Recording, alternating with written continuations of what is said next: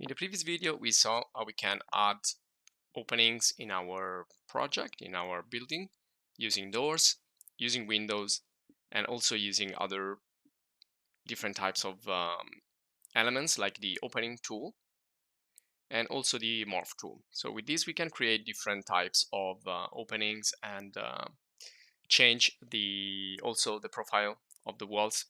So we can cut in many different ways the structure.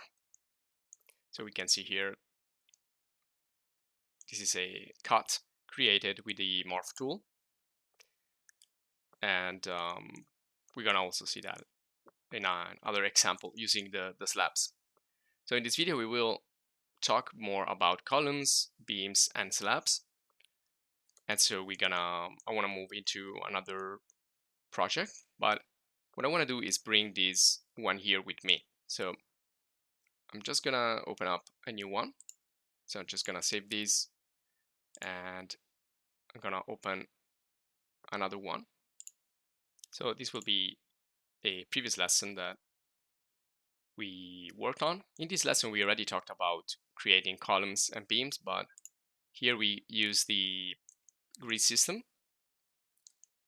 So we created a series of grids and use those to insert beams and pillars.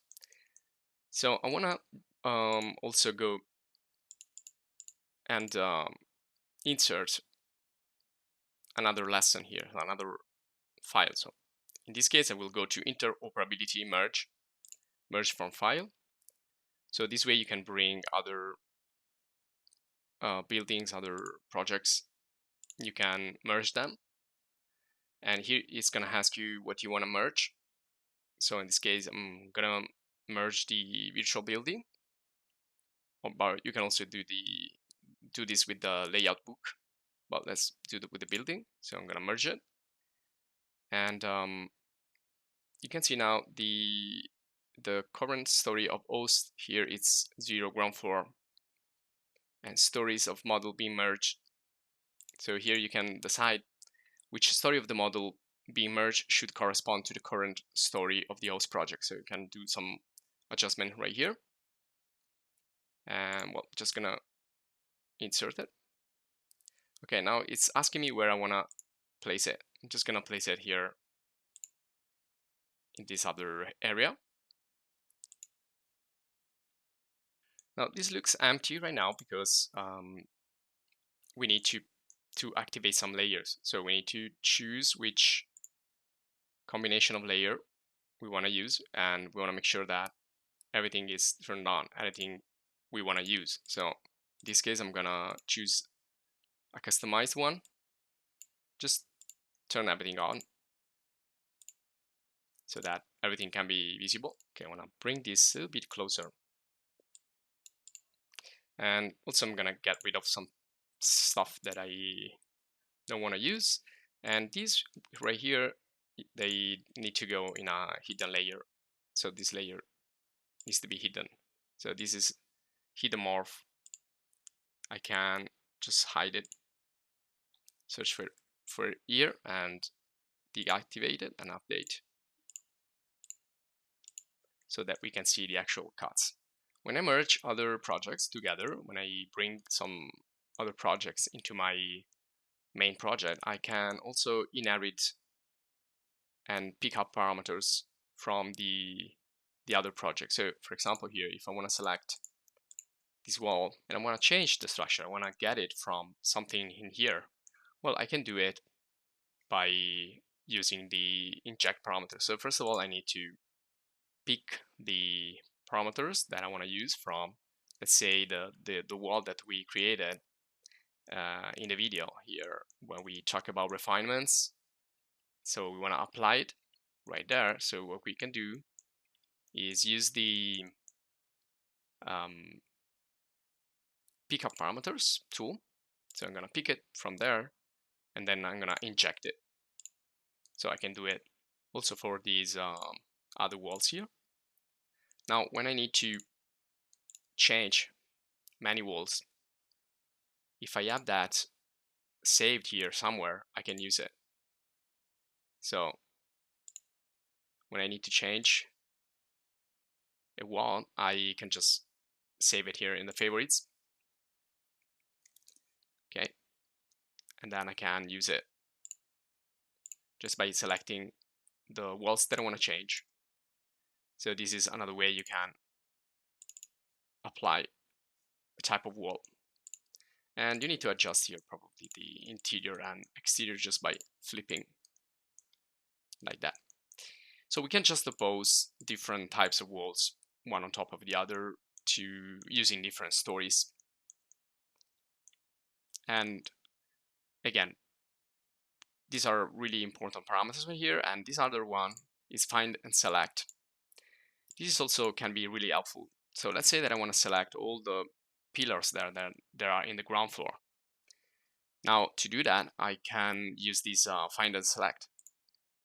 So first of all, I can use a criteria. The first criteria will be the element type. So I'm gonna use the element. So element type is all types. No, I want to just select one. So let's say that I want to select all the columns, and this is gonna select all the columns that are in the project. And I can change them real quick. I can substitute this with another column from here.